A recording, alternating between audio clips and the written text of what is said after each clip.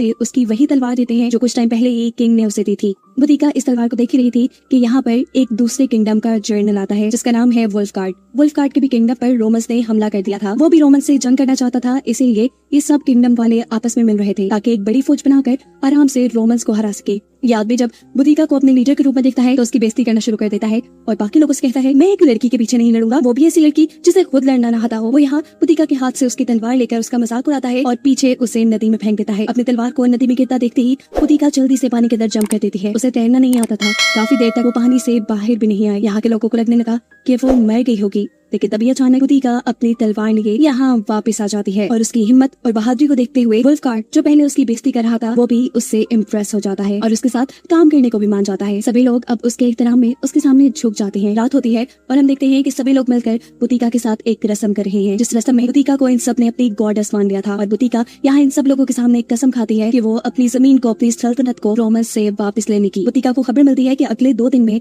उनकी इस किंगडम से रोमन्स की बहुत बड़ी प्लाटून निकलेगी, यानी उनके फौजियों का ग्रुप। बुतिका उन फौजियों पर हमला करने का फैसला करती है, लेकिन वुल्फगार्ड बुतिका का साथ देने से इनकार कर देता है क्योंकि वो जानता था कि वो सोल्जर्स बहुत बड़ी तादाद में होंगे, उनके हारने के चांसेस ज्यादा हैं। वो बुतिका से कहता है कि मैं अपने सोल्जर्स की जान खतरे में नहीं डाल सकता। ये सुनते ही बुतिका अकेले ही उनके ऊपर हमला करने का फैसला करती है। अब बुतिका अकेले ही अपने कुछ वफादार लोगों के साथ उन सोल्जर्स से लड़ने के लिए आगे बढ़ गई थी, लेकिन तभी वो देखती है कि वुल्फगार्ड भी अपने सारे सोल्जर लेकर उसकी मदद के लिए आ गया है, जो देख बुतिका को बहुत खुशी हुई थी। फाइनली अब रोमन फौज भी उनके सामने ही थी। ये लोग इस फौज के ऊपर हमला कर देते हैं। हम देखते हैं कि इसी फौज के अंदर बुतिका का पुराना जर्नल भी था। वो बुतिका से बात करने के लिए आगे बढ़ता है, लेकिन बुतिका उसे पहचान नहीं पाती और एक रोमन सोल्जर समझते हुए उसे मार डालती है।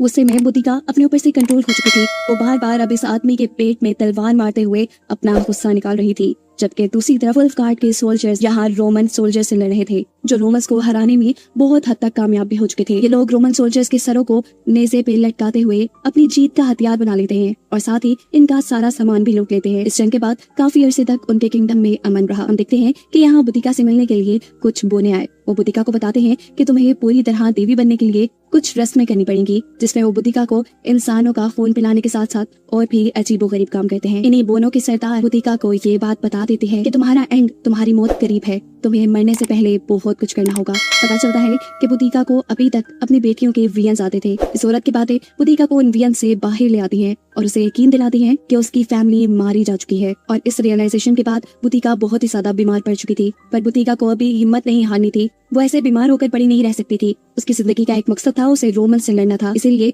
वो अपनी एक बहुत बड़ी फौज तैयार करती है और कमिलियो नाम के एक शहर पर हमला कर देती है, जहाँ के आम मासूम शहरियों को तो रोमन्स ने मार डाला था और अब उस शहर में सिर्फ रोमन सोल्जर्स रहा करते थे।